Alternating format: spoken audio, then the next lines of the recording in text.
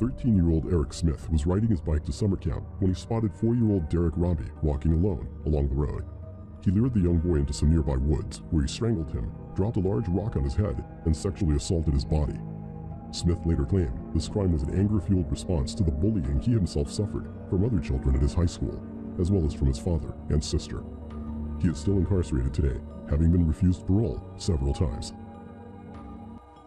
12-year-old Jasmine Richardson holds the record of being the youngest person ever convicted of multiple murders in Canada. When police found Richardson's parents and her 8-year-old brother brutally murdered at their Alberta home in 2006, they assumed her absence indicated that she too was a victim of this terrible crime. It was only when she was located the next day, 80 miles away, and with her 23-year-old boyfriend, that the truth emerged. Richardson's parents had naturally disapproved of the relationship their preteen daughter had with a grown man, and often punished her for it. In retaliation, the pair murdered them and her little brother. Richardson was sentenced to 10 years in prison, the maximum for a child under 14. On December 1st, 1997, Michael Carneal concealed a shotgun, rifle, and pistol in a blanket and took them to his school. He deceived his family into believing it was part of an art project he was working on. Once he arrived at Heath High School in Kentucky, Carneal inserted some earplugs and opened fire on a youth prayer group. He killed 3 girls and wounded 5 more. When he was finished, Carneal dropped the gun he had used and said, "Kill me, please. I can't believe I did that." It was the total lack of motive that makes Brenda Ann Spencer's murder so chilling. On Monday, 29th January 1979, the 16-year-old started shooting at children who were waiting for Cleveland Elementary School's gates to open. She wounded 8 pupils, and as the school's principal attempted to get them to safety, Spencer fatally shot him. She also shot and killed a custodian who was trying to aid the wounded. She later claimed she committed these acts simply because she didn't like Mondays. Southwood Middle School in Florida made headlines for all the wrong reasons in 2004, when 14-year-old Michael Hernandez lured his best friend, Jaime Go, into a bathroom stall and murdered him. Hernandez had told Go to meet him in the stall as he had something to show him. Once both students were alone, Hernandez stabbed his classmate 42 times and cut his throat. Police later found a hit list of targets that Hernandez had wrote, which included Go, another pupil at the school, and even his own sister. In 1964, when he was just 15 years old, Edmund Kemper shot his grandmother in the head. He then fatally shot his grandfather in the driveway, who was returning home from grocery store shopping at the time. He claimed he did it to see what it would feel like to kill grandma, and killed his grandfather as he knew he would be angry at him for what he had done. Kemper served less than 5 years in prison for his crimes. When he was released, he had grown to 6'9" and weighed over 300 pounds. This real-life Michael Myers went on to murder 8 women as an adult, including his own mother. When 8-year-old Maddie Clifton disappeared from her Jacksonville home in 1998, 400 locals helped search for the girl, including her 14-year-old neighbor, Joshua Phillips. Unknown to those volunteers, it was Phillips himself who was responsible for Maddie's disappearance. Earlier in the week, he had strangled the little girl with a phone cord for 15 minutes, hit her with a baseball bat, and stabbed her 11 times. He then hid her body under his waterbed, where it was found by his mother after she noticed it leaking.